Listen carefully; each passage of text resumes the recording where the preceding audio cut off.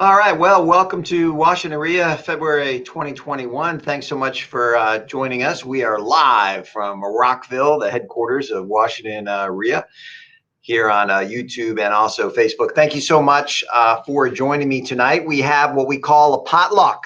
We were sitting around the conference table talking about different subjects, and we thought, you know what, why don't we let the folks at Washington WREIA kind of dictate tonight's meeting. So I do appreciate quite a bit all the questions that have come in over the past few days, and we plucked some of those. I answered some of those privately to some people, but gosh, we have probably 15 to 20 questions to get through. So we'll take those and we'll walk through those. Again, thanks so much for everyone joining me. If you're online on the screen here, feel free to let me know you're here. Sometimes it feels like we're just talking into a computer monitor, and I have no idea if there's one person or 5,000 people on. So if you don't mind checking in now and then, that's fine. Saying hello, say hello to everyone. Tell me who you are, what you, where you're listening tonight would be great. Also, too, during our meeting tonight, certainly if you have any questions that have popped in your head based off the answers that I'm going to give. And, as you're listening, feel free to post those. Feel free to kind of type those in to your browser, and I'll try to take those as we go too. But tonight, I want to just start out. You kind of maybe see on your screen a 1956 Chevrolet Bel Air. I've put that there for a reason. If any of you have walked through any of my trainings and walked through one of the things that we talk about a lot from the time we make that appointment to where we're walking up and talking to that seller to the time that hopefully we have a contract in hand. One of the things that I know I've preached for a long time is as you meet the person, bonding with that person, talking about interest with that person can separate you from other investors that might be walking through those doors and that immediately jump just to the house and they're all business and trying to close that deal real hard.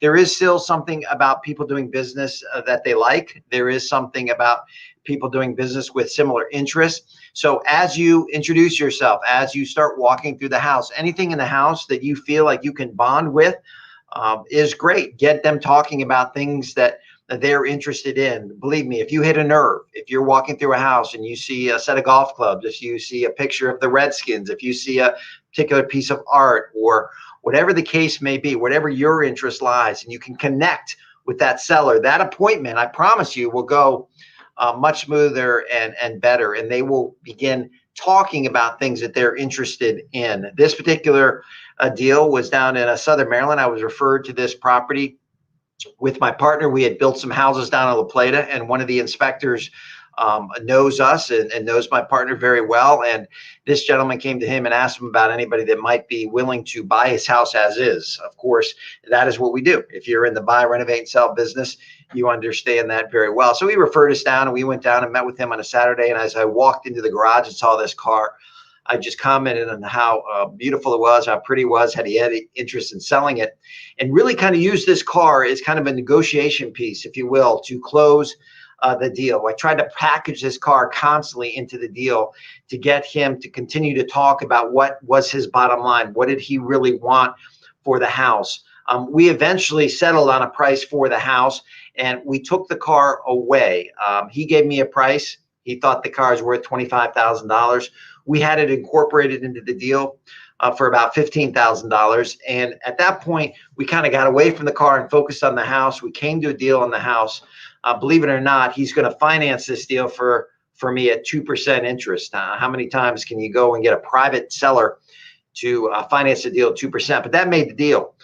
So we walked away from the car. I did have some interest still, and recently in the last week or so, he circled back and would really like to sell me the car. He felt like I had a strong interest in it, and that that I would take good care of it, and he understood that I might also be reselling it. So we're in negotiation on that. We ended up at 15. I'm still down at around 12 or so, and I think we'll meet somewhere in the middle. So again, just a little success story. Always focus in on something of interest to that seller. Now, again, if you walk into a home and it's hoarding and there's nothing of value in that house, it doesn't matter. There's still some way to connect, if you can, with that seller. Remember, it's competitive out there. And a lot of the questions we have is about marketing and generating deals.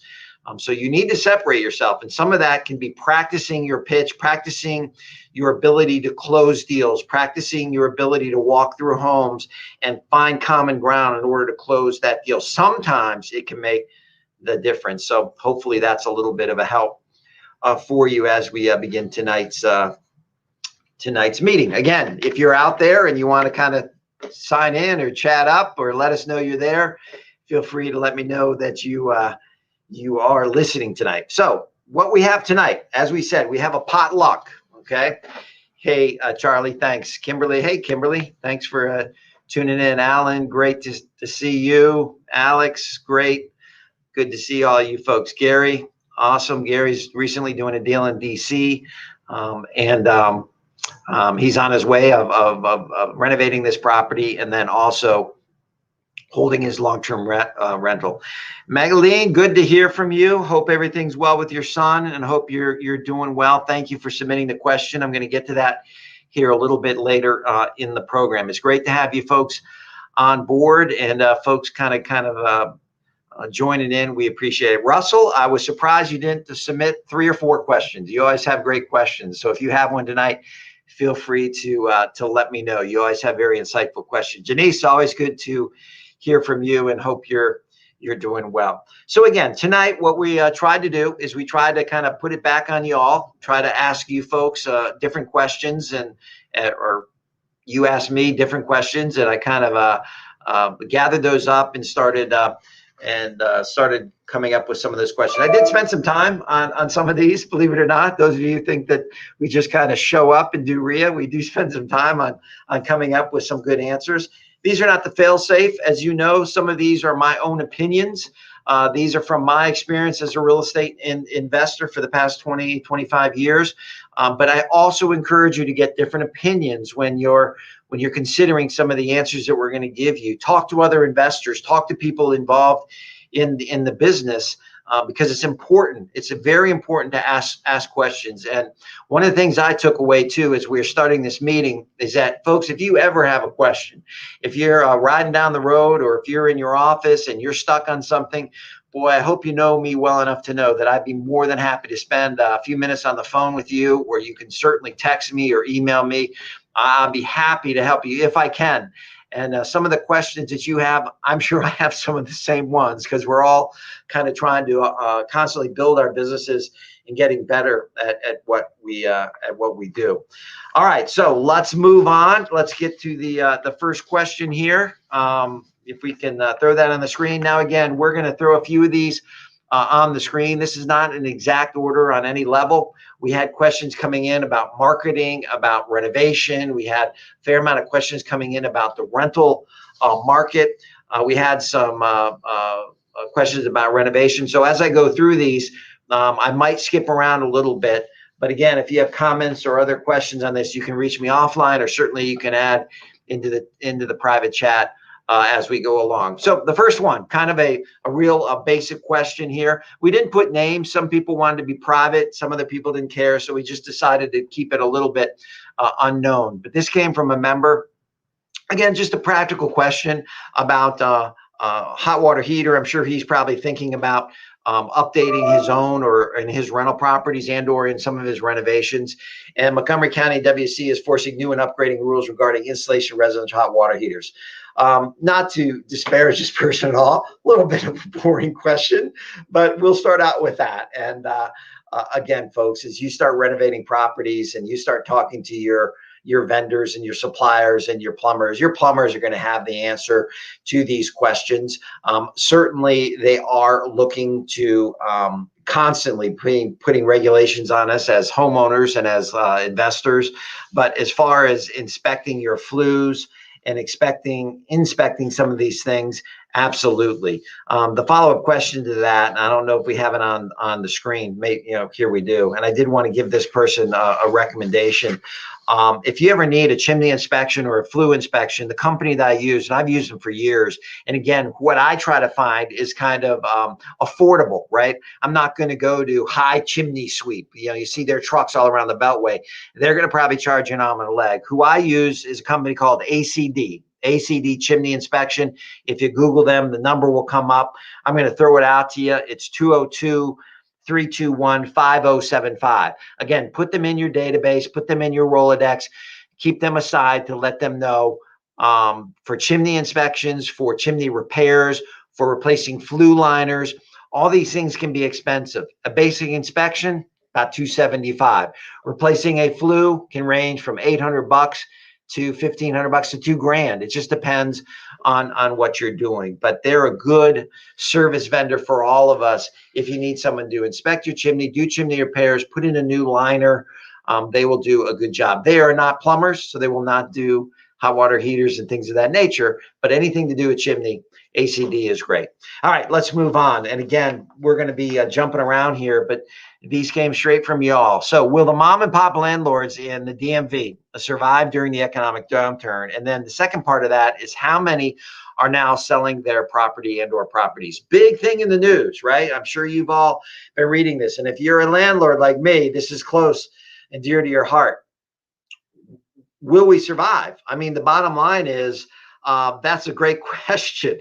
It all depends on your renters. So if you own 6 or 7 properties and you have renters and 3 or 4 of those renters are not paying, and there's multiple reasons why they're not playing. They're either playing the game or they weren't good renters before COVID and they continue not to be good renters.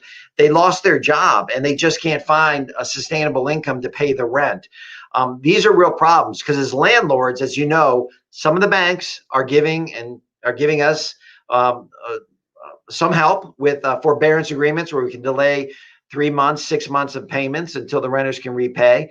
But the challenge is that those of you that are landlords understand that renter paying $1,800 to $2,000 and they don't have it. Good luck collecting that later down the line. Are the banks going to forgive the money that we don't pay them now? You all know the answer. The answer is in chorus. If we were together, we'd all yell, no, they're not. They're going to tack it on to your mortgage. It's a best case scenario. We're not going to see that money with our renters. And so will they survive? Folks, it comes down to this. If you're a mom and pop landlord, if you have enough savings, if you have enough wherewithal to continue to pay your property taxes, utilities, continue to pay your mortgage, the answer is yes, you will survive. But many folks that own rental properties do not have those savings. They do not have the wherewithal to hang on. And you will see some of those folks either selling their properties and or losing those properties back to the bank. That's a sad fact. Now, how many of those will happen?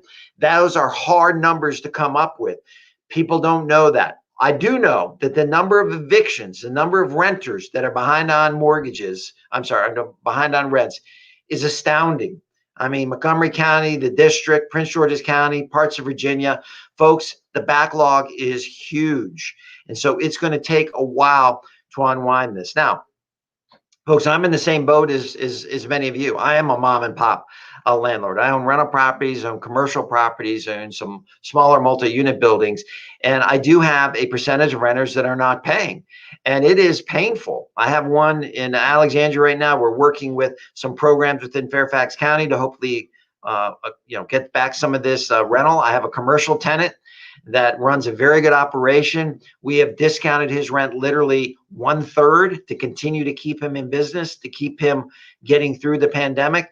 I mean, these are, thousands and thousands of dollars that our company, we'll never see again. But my point is we have to get to the other side. My wife, Brenda, and I have talked about this a number of times. Let's get to tomorrow. Let's get to the next month. Let's keep fighting for the next day. And if we do that, we'll be fine. We'll have good properties. We'll get through this storm and we'll move forward. But for some folks, it's going to be very, very painful. Now, how many of those people are selling their properties? We don't know, but you will see people selling properties. And the tip-off is that if you're seeing people sell properties with tenants in it, that means that, hey, they might not be able to get those tenants out. And it's going to be a while. I have one in Rockville. He is not paid, unfortunately, lost his job. Good tenant, good man, trying to work with him. He didn't have the money. But literally, he could be in that property for a year and a half, 2 years without paying rent. And that's scary. I mean, that's $50,000, $60,000, $70,000 that we're never going to see. All right, let's keep going. What avenues would you recommend for approaching landlords primarily in Prince George's and Montgomery County for making offers on assets that are near their balloons? I spent some time with this. This particular gentleman works in the commercial real estate business. Let me get to his question here. Let's see here. Boom, boom, boom. Okay. So he's a commercial realtor, and he has the ability to generate lists of commercial property owners where their mortgages are about to balloon. And so what his question is basically is a marketing question, is once he has this list, once he has the ability to know who these folks are, what is the best way, in my mind, to start.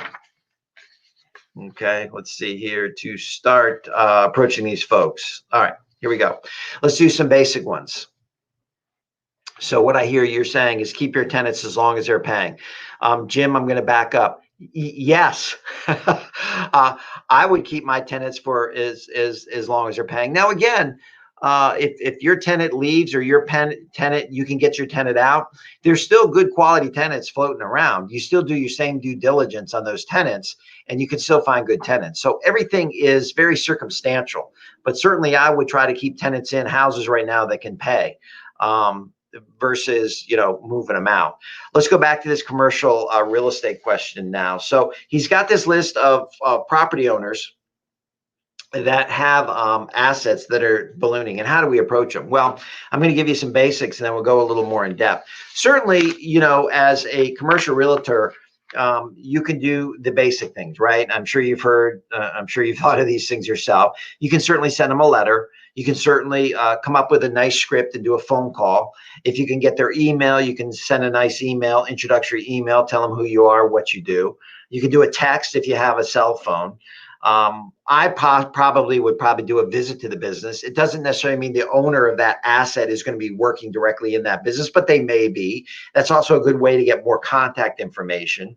But what I would try to do is I would try to give them options, right?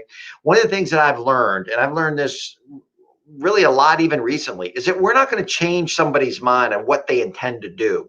So if I'm an owner of a commercial piece of real estate and I know I have a balloon coming up, just because you contact me is not going to change my mind of what I want to do.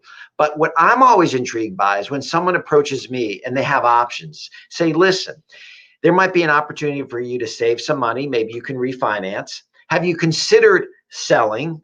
Okay, here's a report on rents in the area about commercial real estate. Here's some reports on the local area about selling prices per square foot. They might be different than I know. Maybe I think my building's worth $1 million, and all of a sudden a commercial realtor comes along, my balloon is about to burst, and they say, listen, I believe your property, you could probably get $1.6 million. Well, that might make me pause. That might make me consider selling when I had no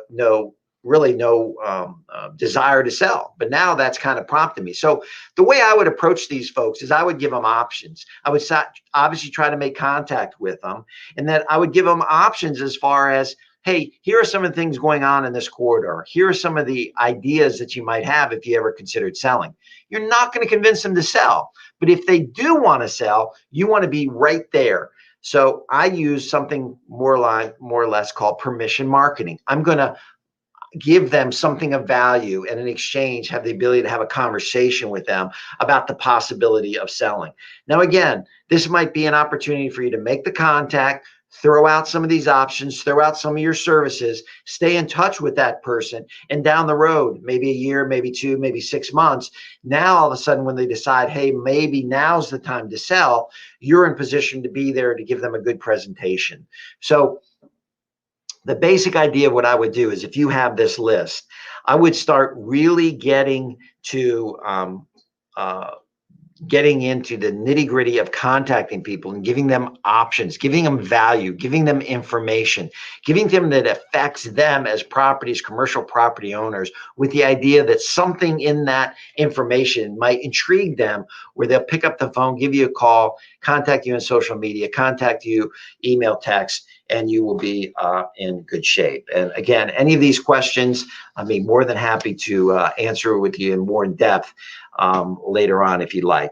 Now, the other second part of this was, I'm going to get to this, but the other second part of this permission marketing question, or this commercial property question, was how do you structure an LOI?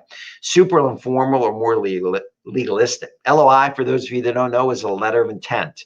All right. And so when someone expresses interest in selling their houses, you can submit a letter of intent. It's not binding contract, but it just kind of sets up the terms and ideas of that deal. And the question is, do I go informal or go really legalistic? Personally, depends on that person, depends on that seller. Are they a formal type? What personality do they possess? Are you a formal type?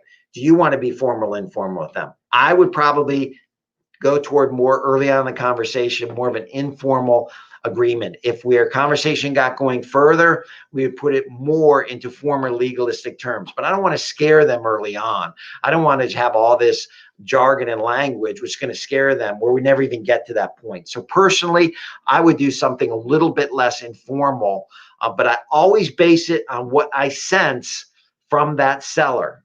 What's their personality? How have they handled this conversation? What do they what's their profession? Are they engineers? Are they attorneys? Are they more salespeople? I mean, try to tailor it to what they are expecting from you. And I think you'll do very well with that. Okay. Would you do an assessment ahead of time before contacting? That's a great question, Russell. In other words, do I do a ton of research on a properties, commercial, residential piece of land before I contact the owner? My question is no. My question is I focus more on getting people that are willing to sell versus doing. Now, I do preparation for an appointment.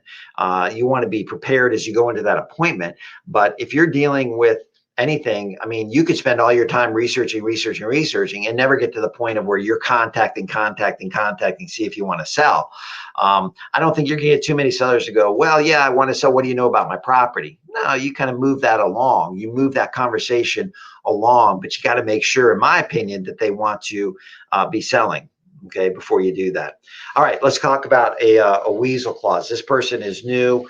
They're learning a lot. They've obviously been trolling the internet and they saw this phrase, weasel clause. Now, if I'm not mistaken, I think we misspelled weasel, but that's okay. We're not perfect, or they're not perfect. Weasel clause, what does that mean? Folks, I just call that a breather clause. That's something in a contract that lets you step back and make sure that everything is correct and you're doing everything right. And for a lot of new folks, as they're getting involved in this business, they're not quite sure of everything. So they want to make sure they have some language in the contract that allows them to back out if they want to. And I just use the tried and true one. I'll repeat it. I'm more than happy to send this to you in an email.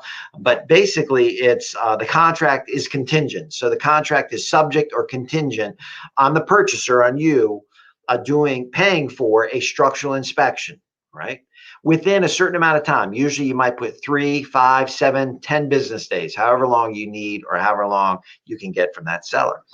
If that inspection is not satisfactory to you as a buyer, at your sole discretion, key phrase there. So if inspection is not satisfactory to you at your sole discretion, that contract is null and void. So you're out. Now, do you have to pay for the structural inspection? No, you could have a buddy come over. You could do it yourself. Structural inspection can incorporate anything. Maybe you don't like the color of the kitchen, or the kitchen isn't laid out correctly, or the family room have wood floors. Whatever the case may be, it allows you to step back for those 3, 5, 7 days, and you can do other things. You can do due diligence on the value of the house, where you're going to get the money. Maybe you could wholesale it during that time. There's a multitude of things you can do during that weasel clause time to make sure that you did the proper analysis and you have that property under contract where you can move forward. So again, hope that helps you a little bit. If I wanted to find a list of everyone in Montgomery County or the state of Maryland who is now in forbearance in order to market to them, do you have any idea how I'd go about finding them? All right, first let's define forbearance. Forbearance, basically, folks, is the opportunity that the banks are giving all of us that have mortgages. Literally, all we got to do is call them up and say, I'm affected by COVID-19. I don't want to pay my mortgage for 3 months. And many, many banks, believe it or not, will grant you those 3 months. Now, that money doesn't go away. In other words, you still owe that money, either in a lump sum or they're going to tack it on to the end of your mortgage. So what investors are starting to understand is that a lot of these have happened. They happened last year and they're still happening now. And so how can we get our hands on these folks that have delayed, if you will, these mortgage payments? Well, the way you get a hold of them, folks, is literally through list brokers. But, and I could be wrong, and please chime in if anyone knows of a source. I don't have a source for that. This is private information. Maybe you have an inside with a bank or a list broker. I don't know. I don't know where you can get a list, this being honest, of people in forbearance. Now, I can tell you, if you find a list in Montgomery County, you're going to find my name on it, because I put my mortgage in forbearance so I could understand all of this and see how all of this was going to work. I've done it from an educational standpoint, and I wanted to see, is it truly going to be tacked on the end of the mortgage, or are they going to make people pay it all in a lump sum? And my research and from my experience, it's been all over the board. So there's no one way. I did it as a way, because as soon as it started, I thought, oh, geez, I'm like this person that wrote this question. If all these people are going to forbearance, this is going to be a field day for us as investors. I still think it might be. I don't know how to get in touch with people. I was doing it because I wanted to see, was I going to get letters from investors? Was I going to be able to create some research and some education and some data here where I could use for my own business? But so far, no such thing. And the banks have been very generous with this. No penalties, no dings on your credit. And so right now, I'm not sure how that's all going to play out. But certainly, some of these folks are not going to be able to pay these forbearances back. If the banks work with them and they continue to put them on the back end, that could be pretty good.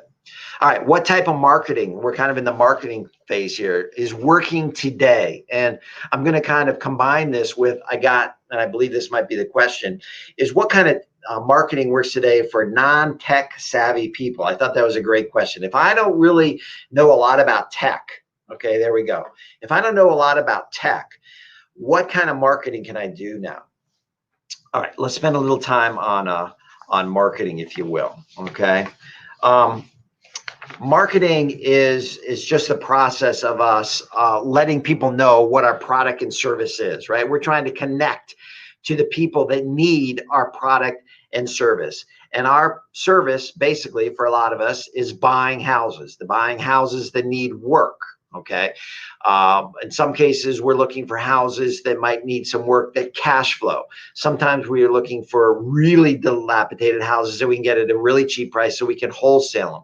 Maybe we're looking for commercial, like multifamily. But the bottom line is, we're offering a real estate service to a group of people that need us.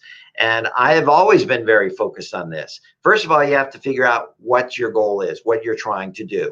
And then you got to really profile who your customer is. In other words, who needs your service? All right. Is it someone in probate? Is it somebody that maybe has a house that an older homeowner that might need a house that hasn't been updated? So first, identify that. So what is working? So that non-tech savvy people, number one, the things that you're not good at, you're going to have to find people that are. That's number one. And you take very small incremental steps. All right. So last month at Washington WREIA, I came across as my profile was very dark. There was nothing in the background. So a very small step this month. I got a light over my computer. I put up a little plant on there. I shifted my computer and put a picture behind me. Those are very small things. But my point is try to get better every single week. So from a marketing standpoint, what can you do? Once you identify your market, all that you have to do is figure out how to reach them consistently with a message that solves something in their life. And it might not be an immediate step, okay? This is the good news, that this can be done still in any market. The bad news is that it costs money. It's costing more and more money for us to reach our potential customers. Now, you've seen people do TV ads. You've seen people do heavy budgets with internet marketing. You've seen people continue to do direct mail. Well, direct mail doesn't work anymore.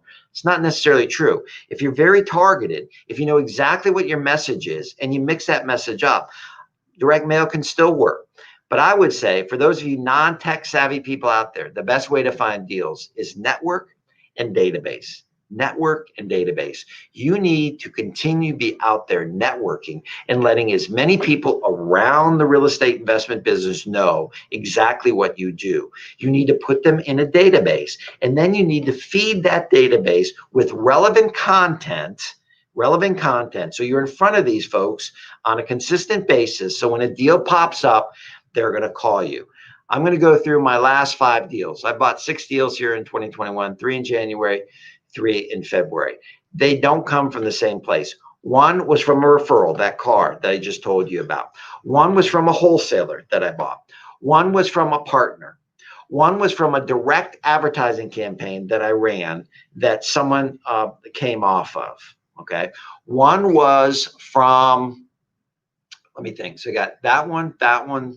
I'm missing one. One came off direct, and I think another one came off a networking deal where a neighbor referred me to another house. So there's never one thing. I understand the tech savvy part of this business because I'm not tech savvy. I have worked with Justin, many of you know, for many years. Justin is very good at tech, and he understands the internet and social media much better than I do. So I try to surround myself with people that can help me deliver that message. I'm a database marketing guy. I still am. That's a product of you all with WREIA. Many of you have been in my database for many, many years. And so there are things you can do and continue to do them. Don't just throw everything out. Don't always look at the new and shiny toy, if you will, and think, oh, I have to do that or I'm going to be left behind. It's consistency. It's a plan. It's a message. It's trial and error. It's spending a little money to see if there's a vein that's working. And I promise you, if you continue to do that, it should lead to enough business for you. Let's keep going. Can you recommend any books deal with real estate marketing? This came in from, I believe, Charlie. I don't think he minds me mentioning his name. Charlie, I got some ideas here for you. This is what I would do. Again, we are in the real estate investment business. I don't care what you're doing. Buying notes, buying rentals, buy, fix and sells, trying to be a national wholesaler. We're in the real estate investment business. So the first thing I would tell you is that I would read. I would read anything and everything I can about real estate investment, about marketing. I would read articles. I would read blogs. I would go on podcasts. I would go on YouTube and watch videos. I would do anything and everything I can to surround myself with real estate investment and marketing. But based on that, I would try to pull out some of the relevant content, get through some of the fluff that people maybe are trying to sell you something, and understand that not everything they're saying might not work in your market or might not work. They're trying to sell the shiny toy. They're trying to kind of define something. They might be talking about real estate day trading, which honestly, folks, is just wholesaling that's been around since 1942. So read, and try to connect with as many people as you can that you think are relevant, that are giving away some good information. Let's get specific. Those of you who've heard bigger pockets, right? It's a community. Some of the stuff is written by investors that are active. Those are pretty good articles, in my opinion. Most of them are pretty good. So you might go on there and just type in marketing and see what people are saying and try to relate to some of that. Some specific books. Now, the other thing I would do is go outside of the real estate investment business. What are other industries and other companies doing? What's Southwest Airlines doing to market to their customers?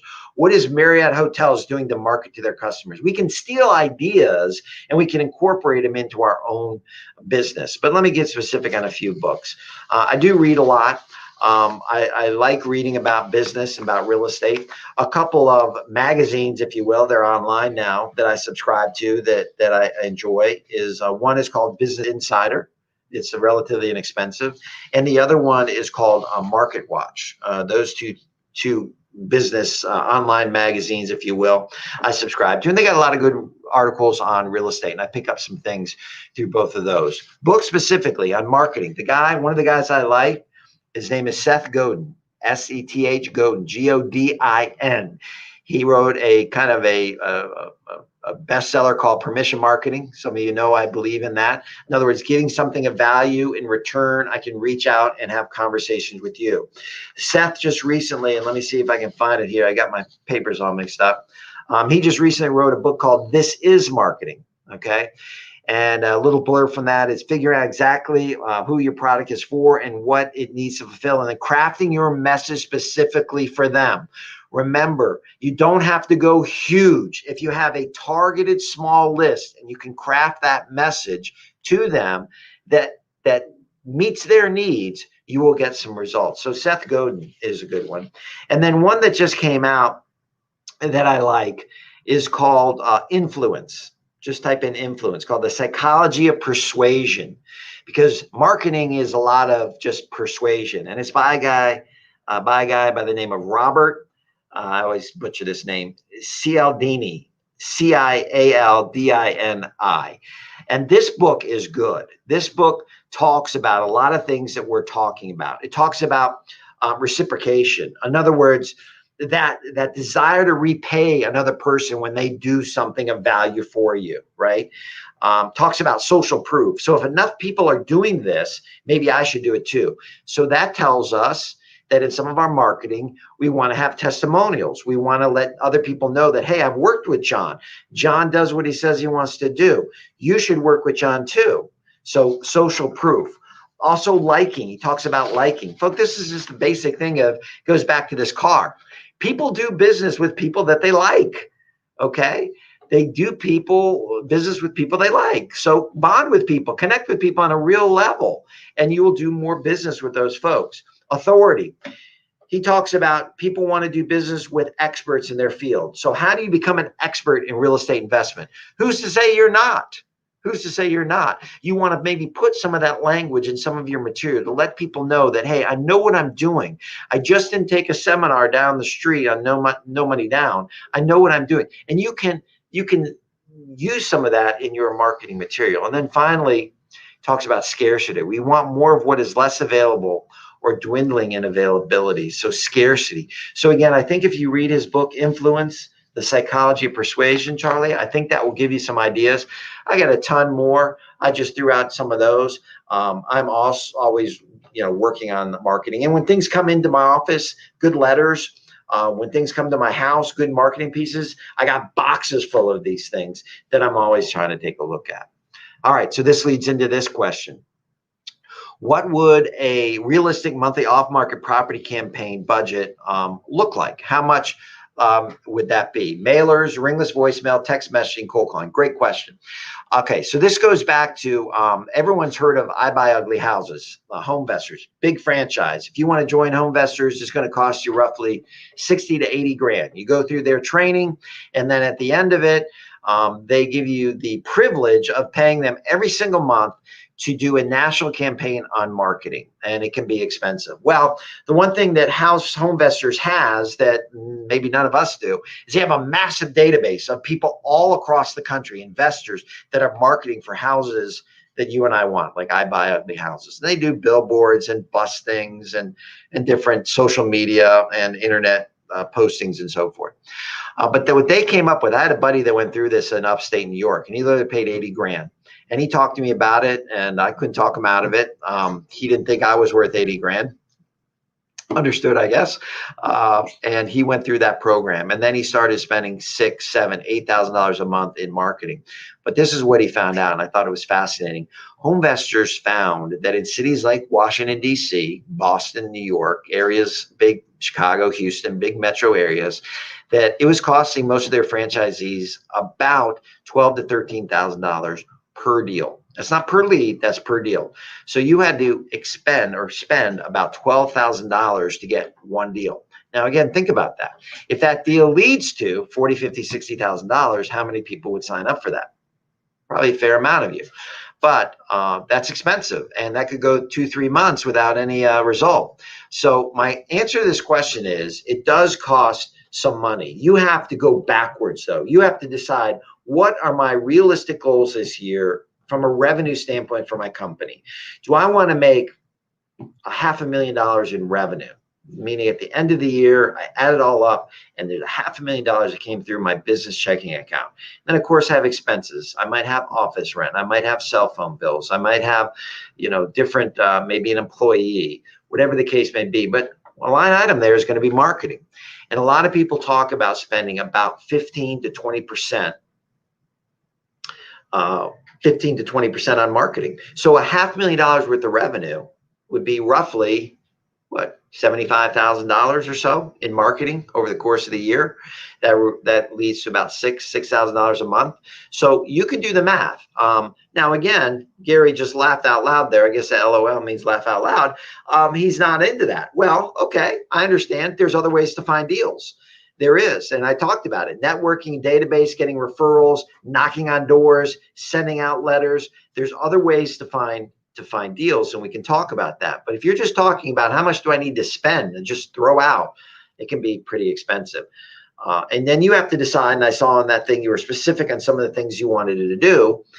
You have to determine what those things cost. But again, I think targeting, I think really honing in on who you want to message to. And folks, I do this all the time.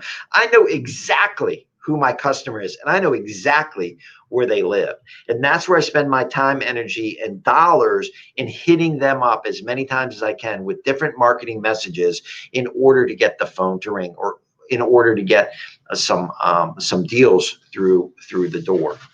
All right, do we have another question there? I'll go to one here on my list. All right, should I buy anything now or wait until the market falls? Okay.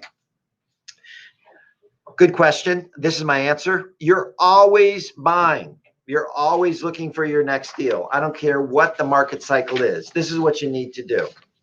All right, let's see where I wrote this one down here. Get down to buy. Okay.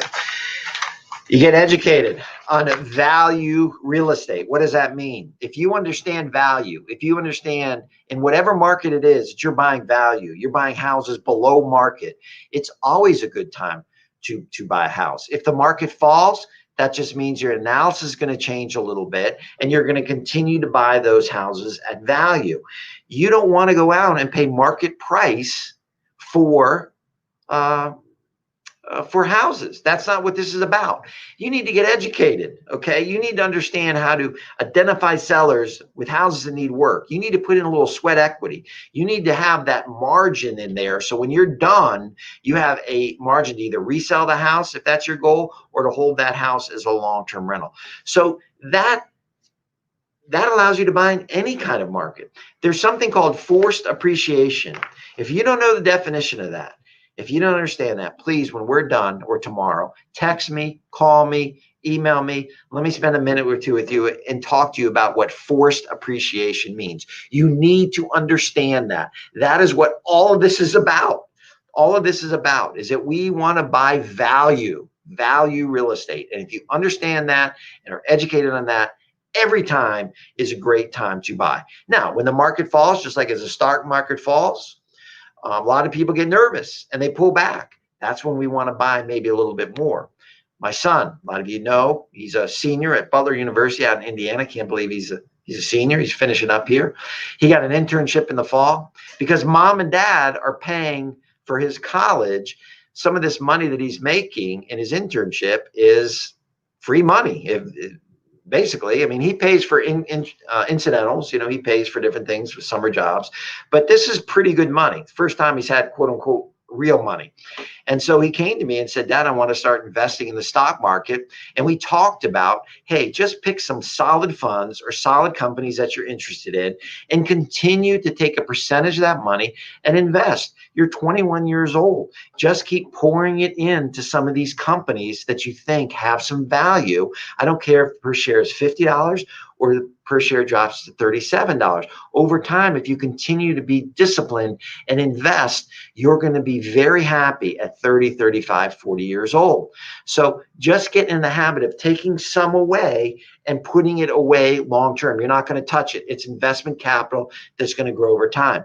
The same is true with us. If we continue to buy a few properties a year for long-term holds, for long-term forget about, let's retire, let's pass it on to the kids or grandkids, you're going to do fine. You're going to do well.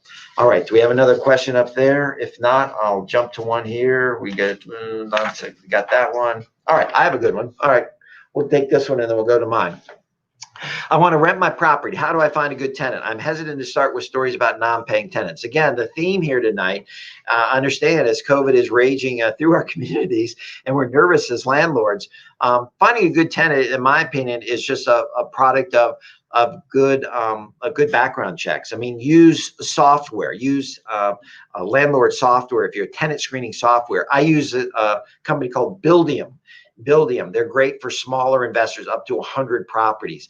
And they'll provide you with a credit report. They'll provide you with a background check. They'll provide you with a crime history. And if you look at those things, really focus in on that tenant's job. I focus in on their cash flow. I focus in on their debts. I focus in on, hey, if they lost their job tomorrow, could they replace that income relatively quickly? There's still a lot of people out here, even though COVID is really having a hurt on the employment numbers, that have good, solid jobs that are not going to go away. So focus in on that. And don't be afraid. I mean, we got to move forward. We got to push forward. So just take your time and use some of this tenant screening software to help you determine that good tenant. Last question. I'm looking to buy a property with a tenant already in place. Is that a good idea? All right. Yes and no. I bought properties with tenants in place, but we go through the same vetting process. We make sure that that tenant has been a good paying tenant. Okay, we want verification that rents have been paid on time. We want verification of employment. We want to do a credit history check. If all those things check out and you would rent that property anyways to that tenant, inheriting a tenant might be a good idea. And with all this going on with COVID, as we talked about earlier, you might have some opportunities to buy some properties with some tenants in place. So buying a property with a tenant in it is great. Now, the downside is you don't want to inherit a total headache unless you factor that risk into your equation. So if someone comes to me now and says, John, I have a townhouse in Gaithersburg. The tenant hasn't paid because of COVID for 9 months. I got one, okay? They haven't paid for 9 months. They're not going to pay. I know it's going to take me a year and a half, maybe 2 years if I have to go through the courts to get them out. I better factor that into my analysis, put that risk factor into my offer, and if they accept it, hey, I've already factored that in. I know I'm going to be fine. And so there might be some real opportunity there. Let me tackle a few that didn't make it, that came in a little late. There were some great questions. This one came, and I don't think he minds me asking, but sounding his name, but this is Norm. Norm is an experienced investor, and he had a great question. He said, how do you decide when it's time to sell a real estate asset? Now, I'm just going to read it. I don't mean the context of other pressures such as COVID, when there potentially is pressure for cash and liquidity. So it's not a forced sale. He's asking, I mean in isolation, meaning a one-off. Particular property, what's the shelf life? I'm looking to learn the kind of analysis to figure out when might be time to sell. Now, again, this question could take us the whole WREIA meeting. It's a great question, and there's no right answer. Okay, I'm not going to tell Norm that I have the exact formula for this. There is no formula. This is based on your business. This is based on your life. This is based on your goals. All right. Now, I'll talk about me personally, and then we'll go into you. I have certain properties in my portfolio that I've held for a long time that I will always hold, I'm guessing, for the duration of my life. These are properties that are well positioned. They are in good areas.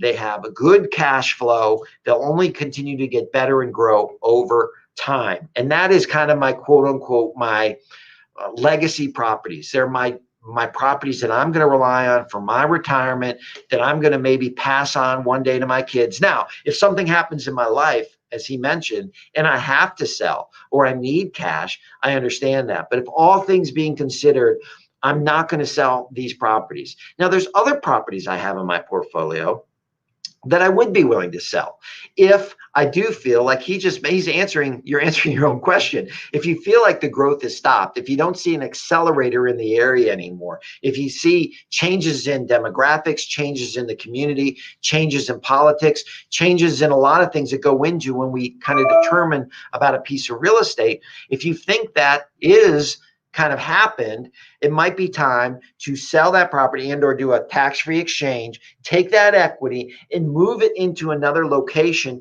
to gain some more traction, to gain some more appreciation. I had one many, many years ago up in Germantown that done wonderfully. And I saw some things happening in Loudoun County where a lot of business was going out to Loudoun County. A lot of that Dulles Tech corridor was out there. And I took a very simple townhouse, I own that, and I bought a new townhouse. Now I'm going against my own philosophy. I didn't get value. I didn't buy value. I bought a brand new property. I took a roughly $300,000 property and I bought a brand new $300,000 property out in Loudoun County that since that time has doubled. It's now worth $650,000, where the $300,000 property in Germantown is only worth about $380,000 to $425,000. So I forced that appreciation. In other words, I went to an area that I thought had more legs, more runtime. I have a property right now that I own in Gaithersburg, Maryland. I am considering, many of you know that when I move on from this area, I'm probably moving down to South Carolina. Brenda's got family down there. We have rental properties down there. We like the four seasons of the climate down there. And I'm looking to move a few of my properties that I have up here that I think have kind of have that shelf life down to areas of growth in the Southeast that I see a lot of population, that I see a lot of things happening down there that look good to me for the next 10 to 15 years. So the simple answer to this is there is no right answer. This is you. This is what you have to determine whether or not you believe that there's a shelf life, if you believe the growth is gone, and whether or not you can identify another geographical area, another asset class that will do better over time. Plus, people use this to the ability to grow, right? They want to take a townhouse and buy a single family commercial building to multi-unit building to a shopping center. That's up to you too. That depends on your personality. How big do you want your real estate portfolio? Or are you happy? It's okay to say, I think it's good where it's at. I'm happy with owning $5 million worth of real estate and having a cash flow of $250,000 a year. That's plenty for me. I want to do other things with my life. So it really comes back to you. And if you need more help with this, man, I would love to sit down with you and talk about this, because this is some really fun stuff to talk about, real positive stuff to talk about. All right. Finally, is there a formula that I rely on to determine the frequency of raising rents? We're going to end with this one. And the answer to that is in your original lease, okay, an original lease that we construct, we always try to get the tenant to commit for more than 1 year, 2 years, 3 years. In that lease, you can put that rent accelerator in there, bumps up 5%, 10% year 2, 5%, 10% year 3. Or if you want the ability to keep that renter the whole time, maybe you make it steady for 3 years. A lot of landlords raise their rents on a yearly basis. I do in some cases. It's all based on that tenant, their ability to pay, how good a tenant have they been. If they've been a solid tenant that pays on time like clockwork, they don't call me for a lot of maintenance issues, they take care of the property, man, I want them to stay. So I might not raise the rent for a number of years, because I know as a landlord where I get hurt the most is turnover. We have to find a new tenant. We got to pay for credit reports. A lot of times we got to paint it. We got to put in some new carpet if they're hard on it. We got to spend some money in that turnover, even if they're only there for a year. So if I can keep tenants in properties that are paying a good solid rent, maybe not the last $100, I'm keeping them in that property. And then you can raise rents from time to time to increase your cash flow and to get more juice, if you will, more investment return, ROI, out of that property. But if it's me, I'm trying to keep the tenants in place. Commercial properties, generally I'm at 3% per year. I tie it to the consumer price index at a minimum of 3%. So every year those commercial tenants are bumping up 3%. My residential, I take a little bit more, wait and see. Let's see how they're doing. Let's see how we go here. Some people have the ability to pay more rent. You can raise up that rent, no problem. Some people, man, you don't want them. You kind of want to get rid of them. So you kind of letting that lease expire and moving on to a better tenant. And during those turnovers, if the market allows, you can certainly raise that rent. All right. Well, hopefully that was helpful. I think we got through all of these questions. I'm just kind of taking a quick look here. Do we have anything else? All right. Justin, do we have anything else on your end? Anybody have any questions? Okay. Anybody have any questions? All right. My little spiel to you folks is, you've heard this before. If I can help you, I do what I call target mentoring. And what I mean by target mentoring, I've changed this wording around a little bit, because I found that a lot of folks need help with something very, very specific for a very short period of time. So these are very short-term, very targeted mentoring sessions that we will conduct with each other. If you have any interest in that, you can just literally text me Target. Just put Target in my cell phone. I'm going to throw that out. There it is more. 301-943-5535. We'll talk about what you need help with, and we'll hone in on that. And we'll just set up a couple sessions for us to discuss that. We can do that in person. We can do that over Zoom. These are affordable. These will allow you to take that step. Remember what I said earlier. I want all of us to kind of move forward slowly. I know you're proud of me. I got a picture and I got a plant. Next month, who knows? Maybe I'll have another picture of that wall will be painted. But we try to improve every single month in our business. And if I can help you with anything from a very specific, let me know. Just type in Target, text that out to me. We'll set up a phone call. We'll have a good conversation, and we can see if you can help you out. Anybody that tuned in tonight too, if you have other questions, or if I didn't answer yours in enough depth, please go ahead and let me know. I'd be more than happy to continue the conversation on the question that you might have had that I didn't have, half hour to talk about. Folks, keep the faith. We're getting there. Vaccines are out. I hope some of you have been vaccinated. People are starting to come out a little bit. Things are loosening up a little bit. I do believe that we're hopefully going to see normalcy someday, and that we'll be able to actually get back together in person. I hope you've enjoyed this. We're trying to do our best here to deliver some good information. If you have any ideas to continue these discussions, please let us know. Don't be shy, folks. I'm out looking for properties, looking to partner, looking to wholesale. You let me know what you need, and we will always be there. Hope you and Brenda aren't leaving area too soon. Oh no, Cindy, we're gonna be around. We're not going anywhere. I'm just saying eventually. I'm a young man. I got lots more years of investing here in real estate. Thanks so much, folks.